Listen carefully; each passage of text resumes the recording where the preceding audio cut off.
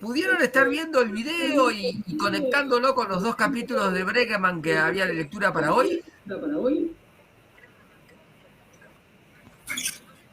Sí, sí, bueno, un poco también leí el aporte que habías hecho sobre el tema, ¿no? Sí. De que es cierto esto de que, bueno, un poco rescataba la voz profética, ¿no? En su denuncia, en su sensibilidad por el pobre, por el marginado, ¿no? Sí, un texto que tiene todas esas características. Entiendo. ¿Está hablando Roberto? Entiendo. Sí, Roberto, ¿sabes qué? Roberto, tu micrófono es como que acopla o incluso me escucho a mí después de hablar. Ahí está. Por ahí tendrías que mutearte. Si supieran, estaríamos tan felices. ¿Donde tenés el microfonito? Donde tenés el micrófono, hacele clic. No sé por qué no está. Un poco yo pensaba con respecto al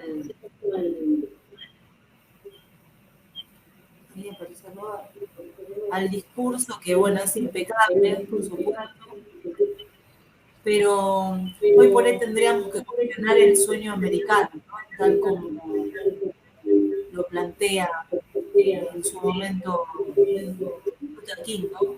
Que si bien tiene que ver con derechos civiles y igualdad, todo eso, cómo la iglesia hoy está relacionada justamente con derechos civiles, igualdad, democracia, que son palabras que en general no se incluyen en el discurso de la iglesia, ¿no? Están mal vistos como si fuera algo secular y no propio de lo que es la iglesia y lo teológico, ¿no? Esto a la esencia a la que va Brueggemann. Habla sobre lo que habla la Biblia, derechos humanos, democracia es el mensaje de la Biblia también, pero bueno, no está muy secularizado, son conceptos muy secularizados. Entiendo. Hola Nilda y Esteban, ¿cómo andan? Bien, los oigo, pero no los veo. ¿Por qué no los ves? No sé, estoy con el celular, porque estoy abriendo la compu recién, así que supongo que en el celular va a ser distinto. Está bien. Sí, yo coincido con vos, Abigail. Quizás se nos complica conectar el texto bíblico con la vida, ¿no? Sí. Y con la vida de todos los días y con la vida pública. Por ahí Sí, tenemos una fe y una lectura del texto bíblico muy intimista, muy hacia el individuo, muy pietista, en el mal sí, sentido. Todo es para, sí, viste, para mí, para mi alma, para mi espíritu. Y el evangelio es algo público. Vieron que en un momento conversamos acá que el evangelio es una palabra que se toma de la vida pública del Imperio Romano. Y sí, evangelio significa buenas noticias del emperador, ¿no? sí. Es como si cuando uno toma, no sé qué palabra se me ocurre hoy que por ahí esté bien ajena, pero como si uno dijese, no sé, ¿viste? Incluso eclesía, los llamados, es una asamblea de ciudadanos en la polis, Sí, ¿no? Es todo lenguaje que a nosotros hoy nos suena pura y exclusivamente religioso, pero que en el sí, mundo grecorromano suena, es altamente, un alto contenido público, ¿no? sí, Y, totalmente. y- y yo hoy, mientras caminaba por las orillas del río Limay, este, viendo las bardas y los árboles, eh, recordaba, a veces uno tiene que recordarse cosas que uno mismo a veces piensa, ¿no?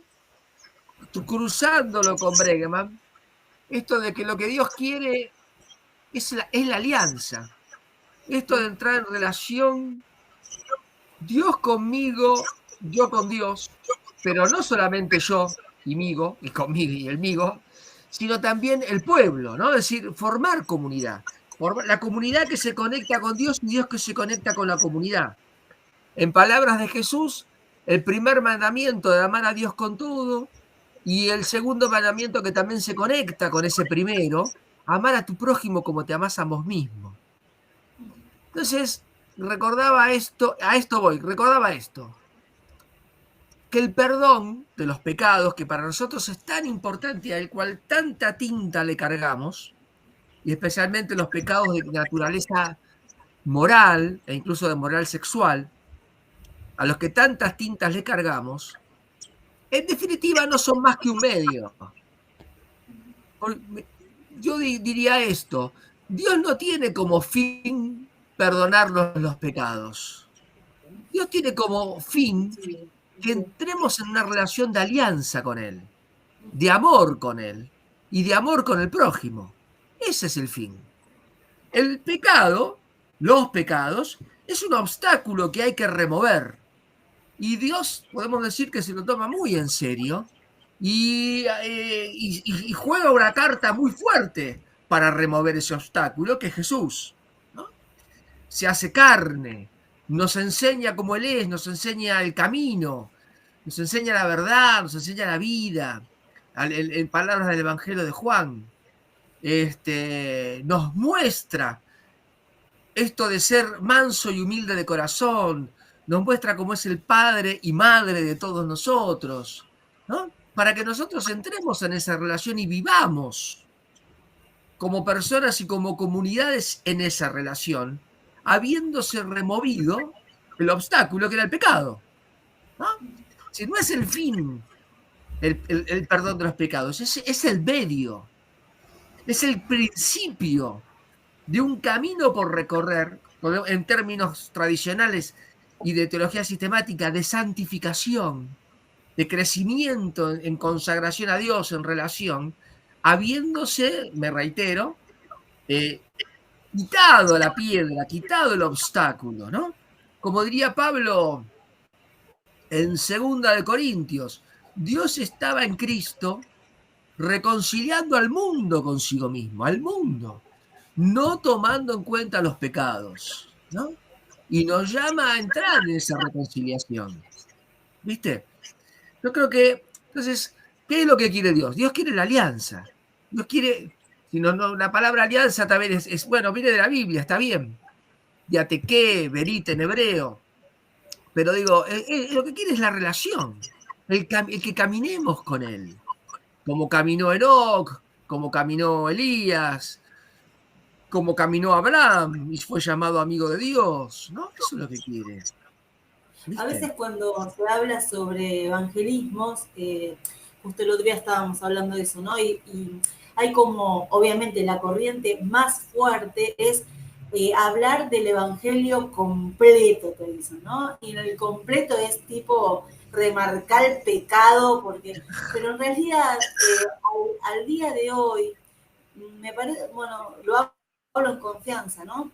Me parece que uno tiene que tener la inteligencia y la sensibilidad, como dice, ¿no? El signo de los tiempos. El signo de los tiempos me parece que nos llama a hablar más de la alianza que del pecado, como decís vos, ¿no? Y si bien, bueno, no desconocemos el pecado, pero me parece que hoy hay que enfatizar justamente no ese medio o ese escollo, sino el fin mismo de lo que Dios aspira con nosotros, que es a reconciliarnos con Él. Entonces me parece que el evangelio completo es la alianza, por decirlo, ¿no? Y no es esas otras cosas que son, como decís vos, circunstanciales, grandes circunstanciales, porque le costó la vida a Jesucristo, pero el fin era la relación. Es muy pertinente a hoy. Exactamente. Incluso esas evangelizaciones, viste, que charlando alguna vez con alguno, largando por Romanos, dice, no, pero Pablo primero les da la mala noticia de que son pecadores, viste, y hay veces que, viste, están machacando y machacando y machacando, hasta en una, a ver, sin duda que cuando uno se para ante Dios, se para ante Dios, usemos esa figura, y medita en Él, en el eterno, en el omnipotente, en el creador del universo. Y uno dice, wow, ¿viste? ¿Qué es el hombre para que te acuerdes de él? ¿No? Como dice el Salmo 8, ¿no? ¿Qué es el ser humano para que te acuerdes de él, para que tengas de él memoria, para que te ocupes de él, ¿no? ¿Qué es esto? Y uno dice, y sí, la verdad que, viste, es realmente una locura enfrentarse al Creador. Es una locura. Bueno, vengo leyendo Isaías, creo que les he comentado. Es como, viste, cuando dice, bueno, pero la vasija le va a decir al alfarero lo que tiene que hacer. El bastón le va a decir al que lo agarra por dónde ir. ¿Viste? Realmente es un despropósito, es una locura, ¿no? Es el mundo del revés. Pero del revés, no del revés que descubre los contubernios, sino del revés de que está pata para arriba. Estás pata para arriba, ¿viste? Estás escupiendo al cielo, como dice el dicho popular. No escupís al cielo, te caes en la cara, ¿viste? Pensás que le estás haciendo un daño a Dios, le estás haciendo un daño a vos. Sí, yo creo que el creador de la vida se entristece, le duele a aquel que es amor, ver frustrada a su criatura en este llamado, en este destino de vivir en amor con su creador. Sin duda que no le rebala, ¿no?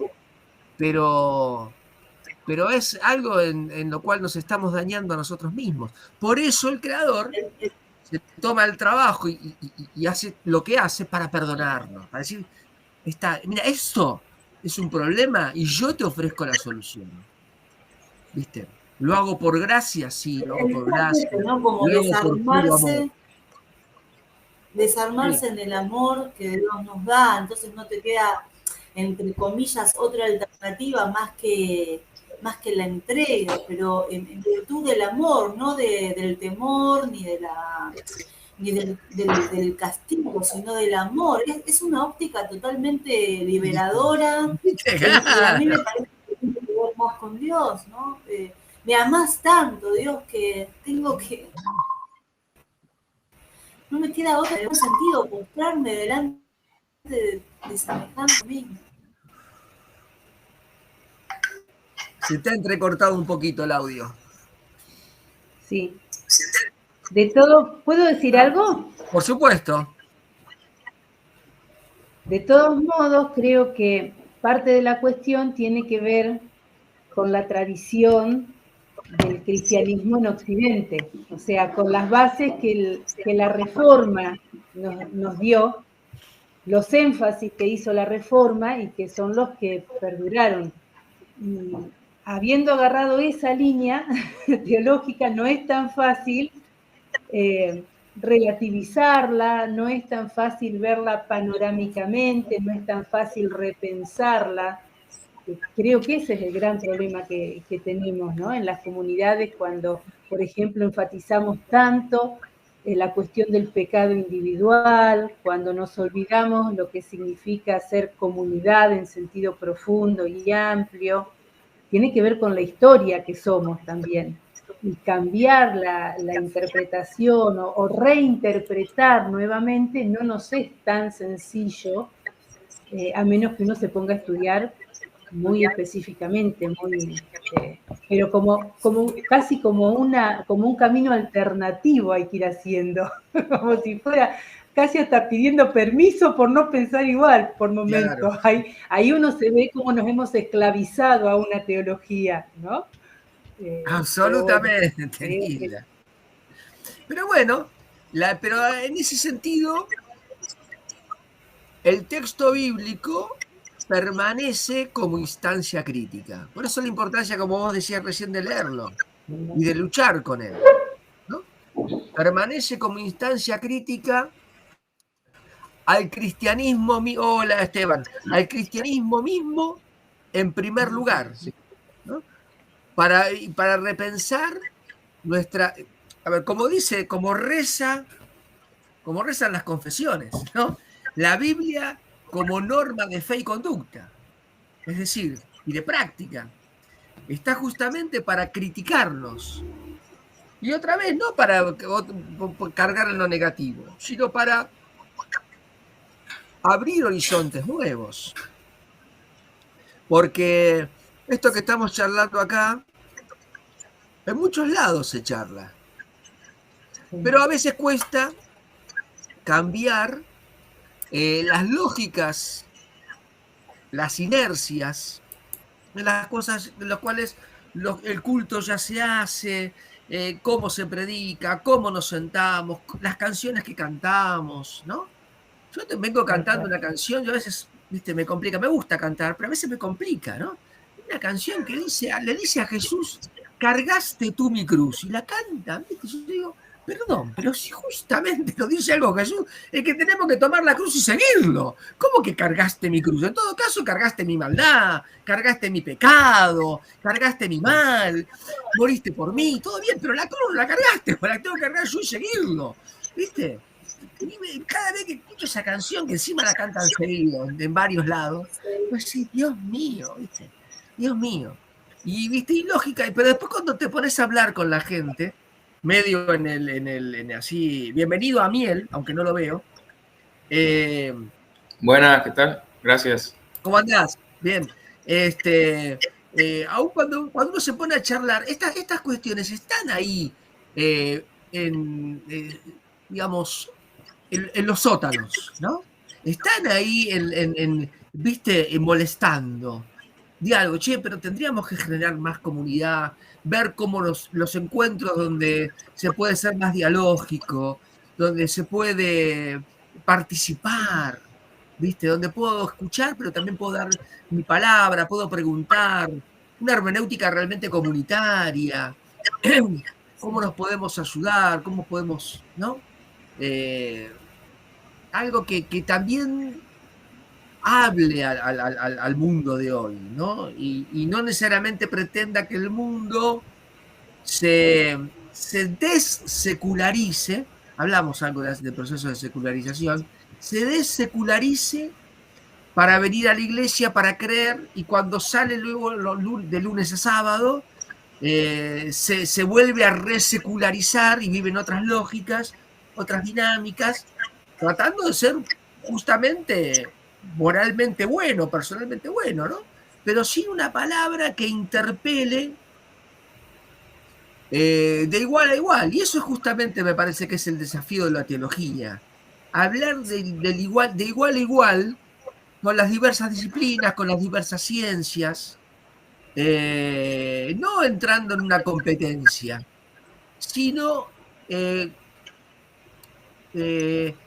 porque en definitiva en un sentido estamos hablando de lo mismo, de la situación del ser humano, de lo que queremos para el ser humano, de cómo vivir mejor, de cómo que haya justicia, de cómo haya igualdad y no haya desigualdades, de cómo no haya corrupción, de cómo haya pobreza, de cómo nuestros niños sean bien educados, de cómo los jóvenes encuentren oportunidades de trabajo, de tener su vivienda, de fundar su familia, de cómo cuidar el medio ambiente. Estamos hablando más o menos de lo mismo, ¿no? Son preocupaciones que a todos los humanos tenemos. Sí, Abigail.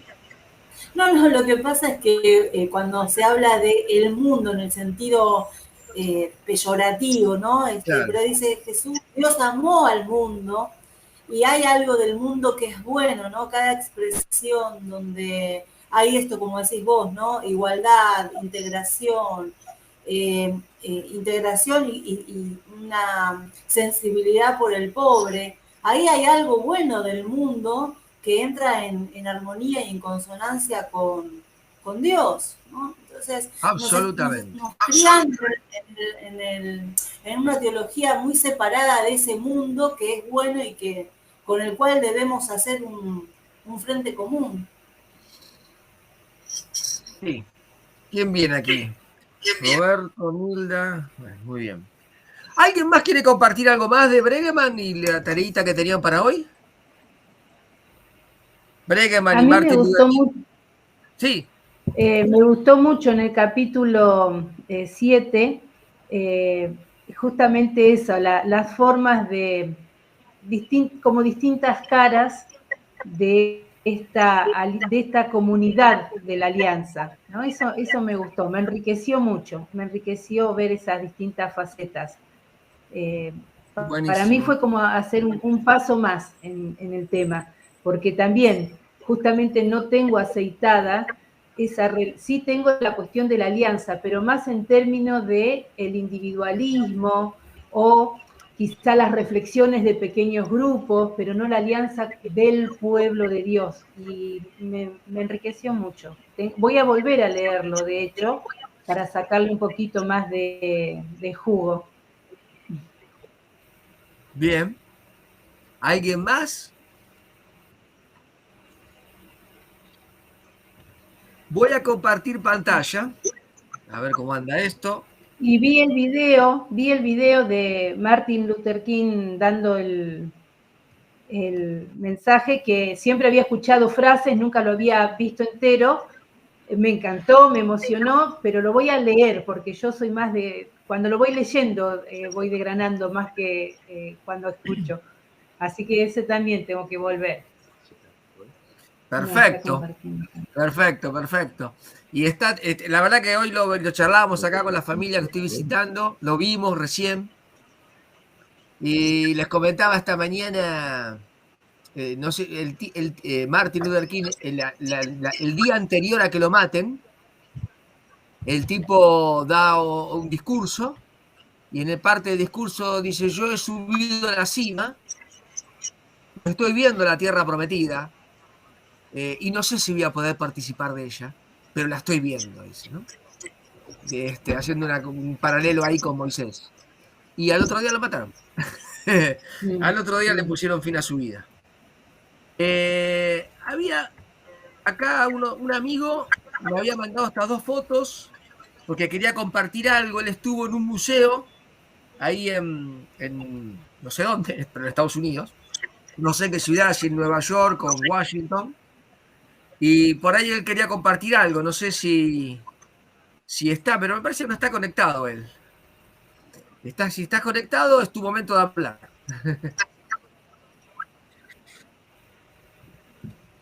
No, no está conectado, me parece. Bueno, vamos un poquito a continuar con... Sí.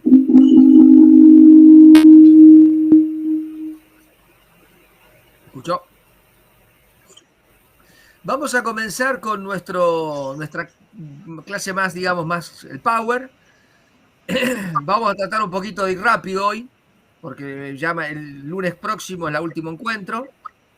Pero bueno, igual después yo les voy a mandar la presentación y la van a tener y la van a poder repasar cuando quieran, ¿sí?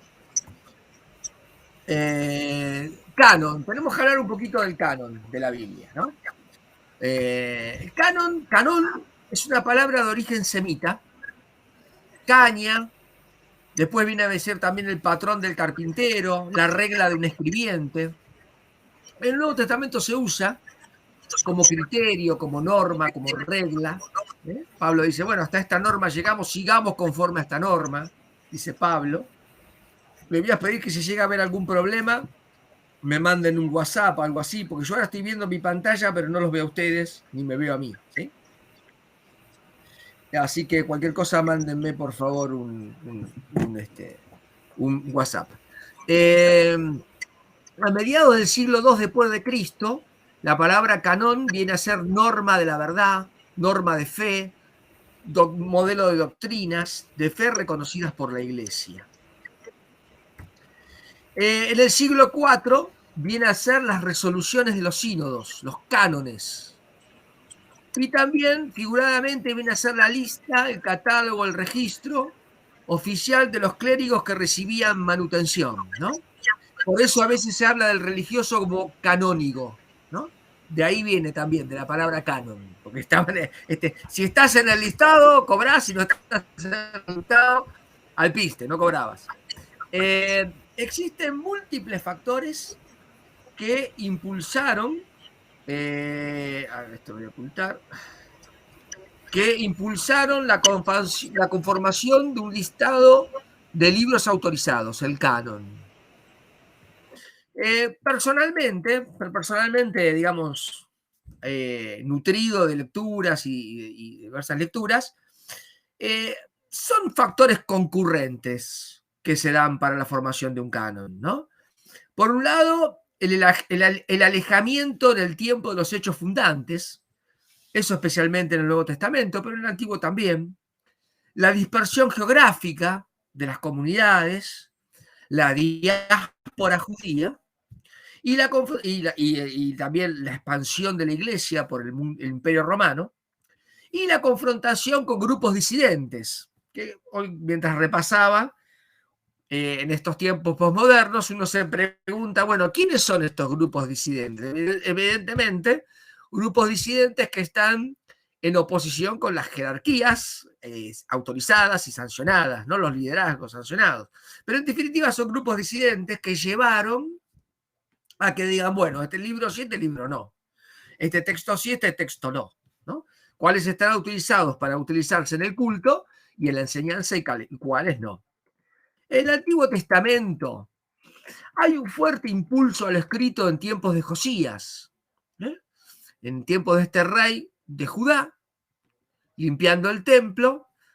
Viene un sacerdote, si no me equivoco, Gilcías, y le dice, ordenando el templo, nos hemos encontrado con el libro de la ley de Moisés. Josías lo lee, y cuando lo lee, se rasga las vestiduras. Dice, loco, estuvimos haciendo cualquiera, ¿no? Llegan incluso a celebrar la Pascua, ni la celebraban. Se piensa, por las reformas que lleva adelante este rey, que tal vez el libro encontrado era el Deuteronomio, o por lo menos porciones del Deuteronomio, o algo semejante al Deuteronomio, ¿sí? La crisis del exilio, primero el reino del norte, trasplantado por allá, a manos de Asiria, luego el reino del sur, Judá, por los caldeos o los neobabilónicos llevados a Babilonia. Claro, esa crisis hace que, digamos, no solamente se tenga que repensar a Dios, sino también, bueno, tenemos que juntar los escritos, ¿no? ¿Cuáles son nuestros textos? Hay que mantenerlos en primer lugar a salvo y luego, bueno, hay que continuar ahí. ¿Cuáles son? ¿No? Se los juntas. Tenemos también la crisis con el helenismo. Ya hemos mencionado la política de Alejandro Magno de difundir la cultura helénica, la cultura griega, algo muy semejante a lo que hoy tenemos con el sueño americano, ¿no? Con la cultura de Occidente, especialmente la cultura estadounidense, que es la que se globaliza. Que no me escuchen, pero ayer hicieron un culto en el cual participaron niños que lo armaron los niños, ¿no? Y estuvo bueno. ¿Y cómo se llamó esta actividad? Adora Kids, ¿no? ¿Por qué Kids? Y no niños que adoran, o los niños hacemos el culto, ¿no? Adora Kids. Bueno, se toma la palabra extranjera porque esa cultura nos ha permeado, ¿no? Pero en el caso de los judíos y de los hebreos, no de judíos, en el año 167-164 hay una fuerte, una conmoción muy grande con Antíoco Epífanes IV, que era el rey de la parte de Siria, al norte de Palestina, que llevando adelante su política helénica llegó a ofrecer un cerdo en el templo mismo de Jerusalén, ¿no? Y esto fue terrible, desató las guerras macabeas, y esto, bueno, hace que había judíos que también se avergonzaban de su circuncisión, llegaron a poner un gimnasio en Jerusalén, lo que parece entonces era una cosa terrible, y esta fue una de las crisis que ayuda a juntar los libros. Se estima que hacia el año 150 a.C., el listado de los libros del Antiguo Testamento ya estaba más o menos definido, ya estaba bastante cerrado. Hay fluidez por ahí en las palabras, en algunas porciones, pero los libros que conforman lo que hoy es nuestro Antiguo Testamento ya están más o menos definidos, ¿sí? Para el siglo I después de Cristo se discute en Esther, se discute Eclesiastés. Esther no usa el nombre de Yahvé, ¿no? Pero ya más o menos estaría conformado lo que se conoce como la ley, la Torá, los profetas y los salmos, conocido también como el Tanaj, que hoy usa el judaísmo, ¿no? La Torá, la ley, los Nevi'im, los profetas, que incluyen Josué, Jueces, Samuel y Reyes. Los profetas primeros son esos, y los profetas segundos, que son Isaías, Jeremías, Ezequiel, más el libro de los 12 profetas, en los cuales no está incluido Daniel, y luego tenemos los Ketubim, los escritos, donde sí está Daniel, y están los salmos, está proverbios, cantares, ¿no? Eso será la conformación y el orden que tiene canónico la Biblia hebrea. La teoría tradicional nos dice que el canon del Antiguo Testamento se formó más o menos en el sínodo de Yavné o Jamnia, allí por el año 90, 95 después de Cristo, más o menos, después del año 70 y de la destrucción de Jerusalén y el templo, como parte de un programa de reconstrucción del judaísmo después de la caída de Jerusalén, lo dice Sanders, como consecuencia de la polémica contra los cristianos vendrían a ser los disidentes del judaísmo, los herejes del judaísmo, o como parte del trabajo de la fijación de un texto consonantal, ¿no? Es decir, el hebreo, como vamos a ver enseguida, no tenía las vocales escritas, ¿no? Simplemente eran las consonantes. Y bueno, llegó un momento que como el hebreo se iba haciendo... ¿Qué pasó?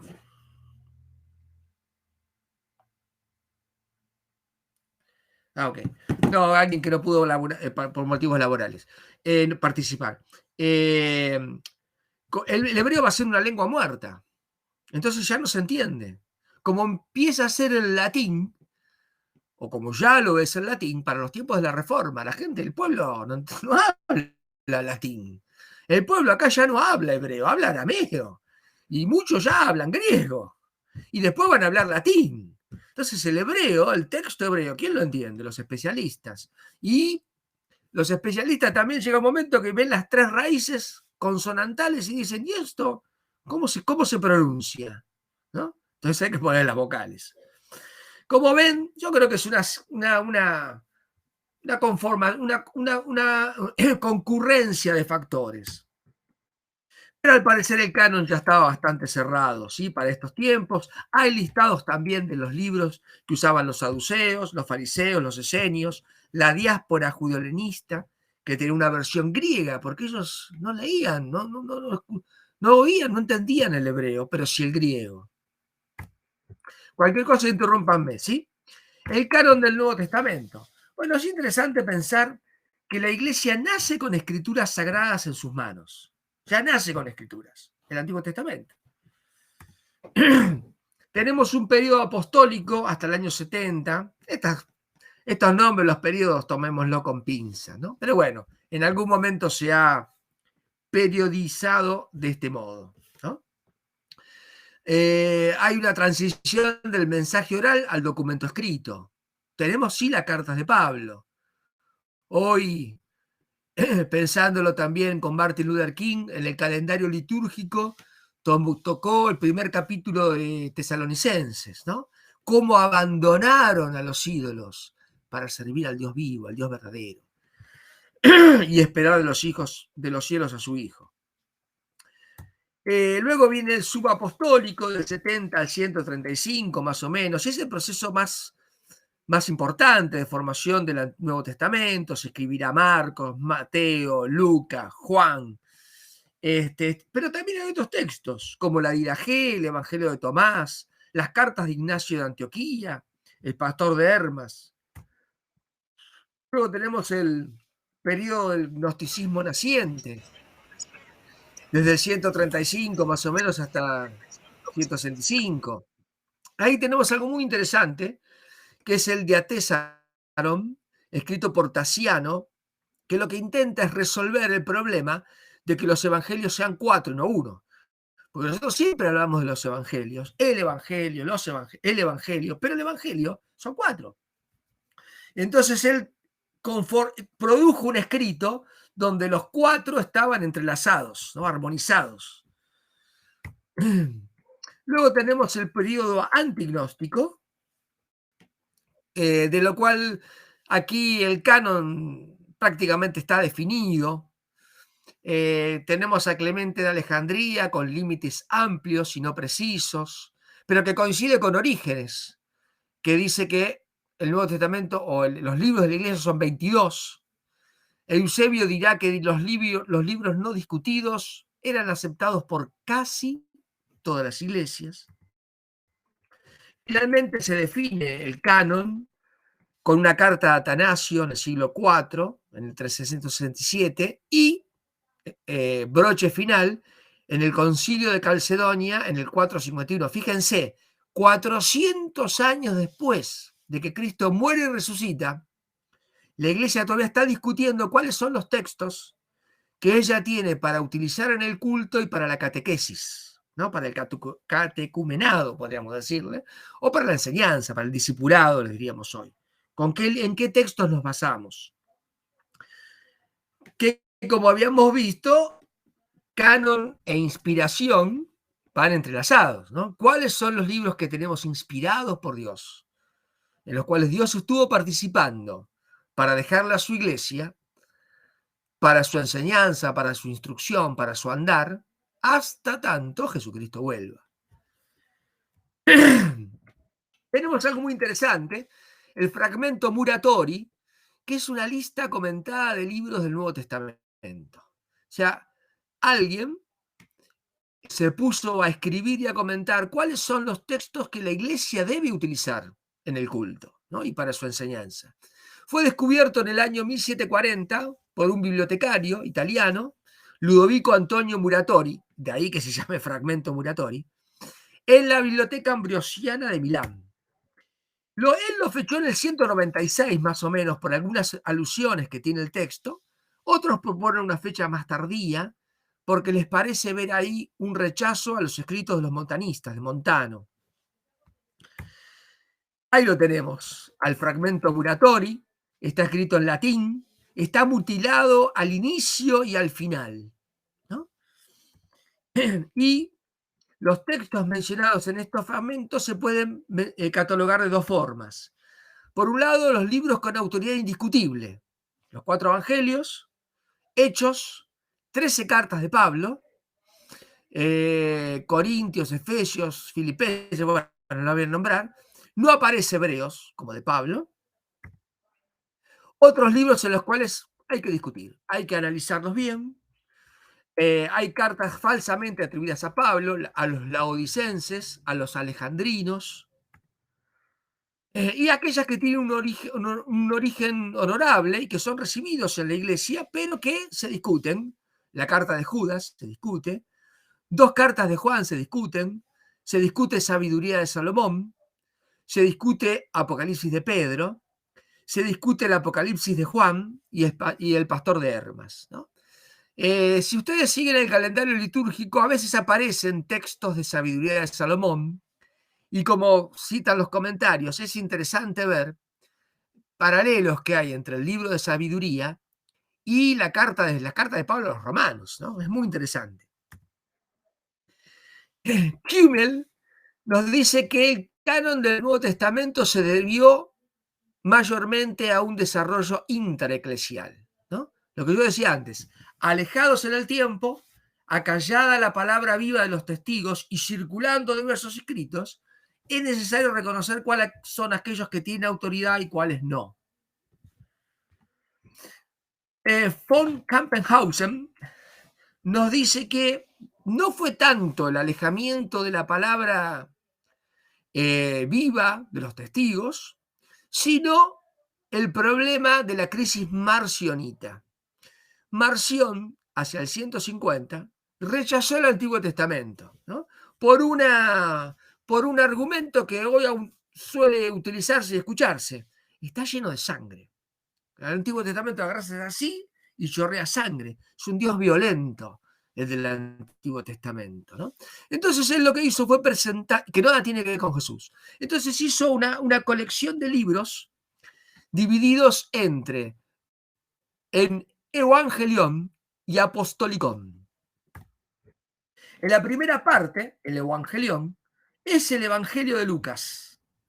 Y la segunda parte, Apostolicón, son 10 cartas de Pablo, sin las pastorales, sin primera, segunda Timoteo y Tito, que son discutidas si son de Pablo o no, y suelen ser fechadas a veces tardíamente. Pero además, Marción dijo que a las cartas de Lucas y Pablo las habían adulterado, metiéndoles elementos judaizantes. Entonces, él se dedicó a editar esos escritos, buscando limpiarlo de esos elementos judaizantes, y le hizo correcciones y modificaciones al Evangelio de Lucas y a las cartas de Pablo, ¿no? Pero además, como Marción era muy copado, después de escribir, después de presentar ese escrito, y presentó otro escrito más llamado Antítesis, en la cual el tipo explicó y justificó su trabajo de edición de esos escritos que le había presentado. Por un lado nos dice esto, que hacia el 150 más o menos había discusión acerca de cuáles eran los libros, como vimos recién en el fragmento Muratori, y bueno, y alguien, un tipo que realmente, evidentemente era un teólogo, evidentemente era un tipo culto, evidentemente era un tipo preocupado por la iglesia, decidió llevar adelante una obra y después justificó su obra con otro escrito, ¿sí? Un tipo, un intelectual de la época. Bueno, acá vamos a pasar esto porque era para discutir más en el encuentro anterior. No sé si alguien quiere comentar algo o bueno, hacer algún comentario. Sí. Una pregunta con lo de... Por favor. De Muratori. Escucho. ¿Qué significaría que era una lista comentada? O sea, no eran los textos en sí, sino unos comentarios. No, el fragmento Muratori es un listado. Por ejemplo, el tipo es alguien como Marción, digamos, ¿no? Está preocupado, el autor o los autores están preocupados por cuáles son los textos que hay que usar en la iglesia, porque hay diversos textos, ¿no? Tenés las cartas de Ignacio, Antioquía, tenés el pastor de Hermas, tenés la Didaje, tenés la carta de Clemente, tenés las cartas de Pablo, que también, como las cartas de Ignacio y como las cartas de Clemente, lo que buscan es solucionar problemas que hay en las iglesias. Y eso es también lo desafiante de cómo se fue formando el texto bíblico, y que sin duda tiene que ver, yo sugiero que debe incidir en cómo nosotros lo interpretamos. Porque, salvo Romanos, que también responde a motivos para mí ocasionales, un viaje de Pablo a España en el cual necesita que la iglesia de Roma lo apoye, lo acompañe, le ponga plata, y también el enterado de problemas y de tensiones que hay entre judíos y gentiles en Roma, en la iglesia de Roma. Hay un eco, me parece que antes era el micrófono de Roberto, no sé si cómo estará. Digo, entonces el tipo dice, bueno, a ver, vamos a escribir cuáles son los textos que la iglesia, y el tipo hace un listado en latín, ya no en griego, sino en latín, acerca de, bueno, un texto para utilizar en la iglesia, por ejemplo, es el Evangelio de Lucas, y le hace un comentario abajo. Hasta ahí yo te sabría responder de lo que se trata, ¿sí? No sé si he resuelto tu inquietud. Sí, era más que nada eso, saber si es un comentario en sí o el texto en sí. No, enseguida vamos a ver un poco eso de los textos. Elías, ¿puedo hacer una pregunta, Roberto? Por favor. Sí, cómo no. La verdad que me sorprendió este comentario de von Kampenhauser, que el antiguo vos lo exprimís y está lleno de sangre. No, eso decía Marción. Marción, pero es verdad. Me gustaría saber tu opinión al respecto, porque mucha gente te pregunta como crítica, y la Biblia, lo que pasa es que el antiguo no lo entiendo y encima es un Dios agresivo. Maten a todos, no dejen a nada. Bueno, ¿qué opinas de eso? Yo lo único que suelo decir para atenuar las aguas, bueno, era otra época, qué sé yo, pero es cierto, es violento, es agresivo y no tiene nada que ver con Jesús. Me apago así, no distorsiono. Dale. Bueno, no sé, no sé si tengo la respuesta exacta. Yo lo que lo pienso es así. Creo que lo último que vos dijiste es cierto. Yo lo tomo como parte de una cultura antigua, en la cual la revelación mete por un lado una disrupción, en tanto y en cuanto trae conocimiento acerca del Dios verdadero, del Dios creador, pero por otro lado no lo puede hacer sino en términos de esa cultura, ¿no? Eso yo lo pondría en primer lugar. El otro motivo que tengo, antes era el motivo bíblico, es un motivo más bien teológico, vinculado con este primero, del mal en el mundo y de cómo hay que abrirse paso, ¿no? Si ha tenido que abrirse paso, liberando al pueblo de la esclavitud. No me convence mucho ni a mí, pero me parece que un poco ahí hay algo para cortar, ¿no? Es decir, la revelación tiene un carácter progresivo y no es lo mismo cuando ya llega Jesús, ¿no? Que propone al pueblo de Dios el amor al enemigo. Hay enemigos y hay que amarlos.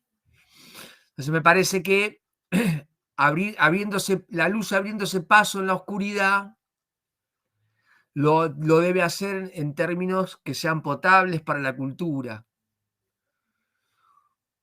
Por otro lado, también en lo bíblico, a veces la lectura, estaba propuesto esto para cuando charlamos con el grupo, en los talleres que va a haber en la diplomatura, en el módulo, abordar esta cuestión. La Biblia, a veces cuando uno la lee así a primera vista, pareciera, por ejemplo, que Israel conquista la tierra de Palestina, arrasando a todos, matando a todos, y se asienta, ¿no? Josué. Pero cuando uno pasa al libro de Jueces, no pareciera ser tan así, ¿viste? Israel viene y ¡pum! ¿Viste? Cachetazo para acá, cachetazo para allá, y ahora acá vivo yo y se acabó, ¿no?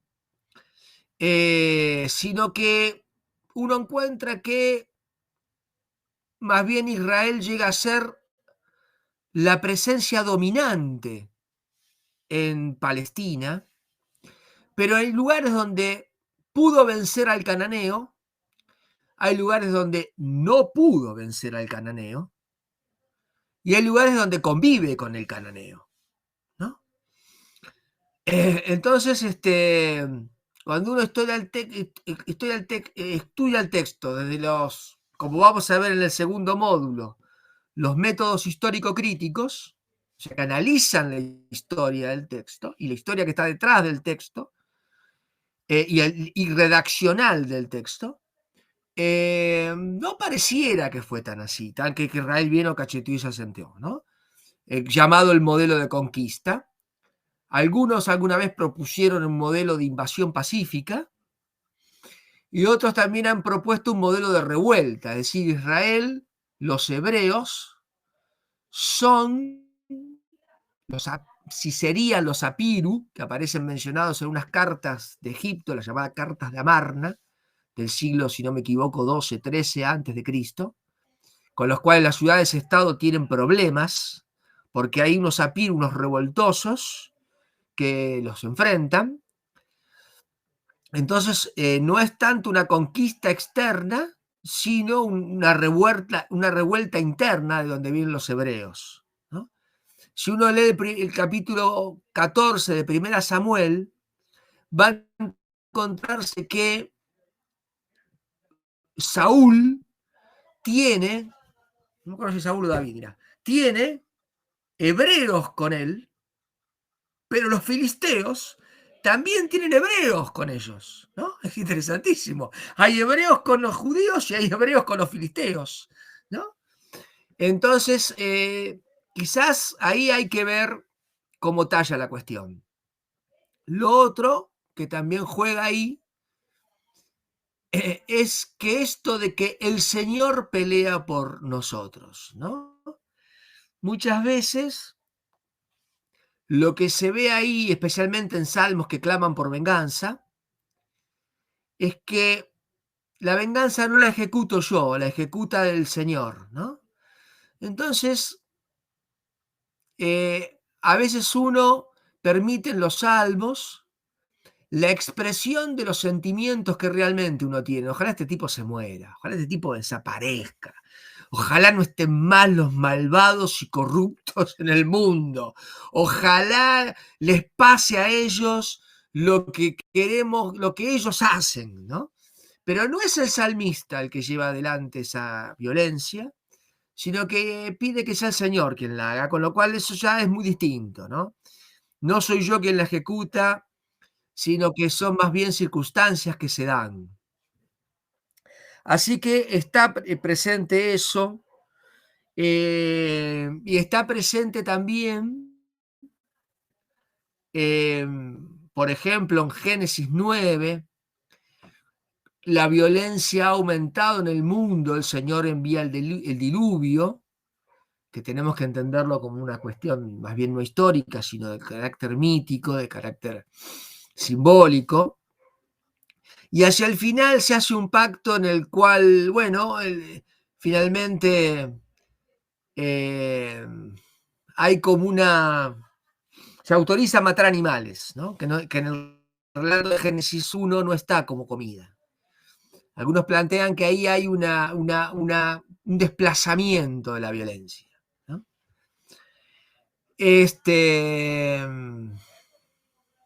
A ver qué más puedo recordar ahora que me agarraste acá, así, de sorpresa. Creo que todas estas cosas tallan, y además también avanza en los profetas una visión de paz y justicia, ¿no? La cuestión, hay un particularismo, podríamos pensar ahí de Israel, pero también ese particularismo talla en términos de que las naciones vendrán y estarán en paz, recibiendo la instrucción del Señor, y viviendo en paz y vinculadas con el Señor y con Israel y entre sí. Aquello que dice Isaías 2. Llega el momento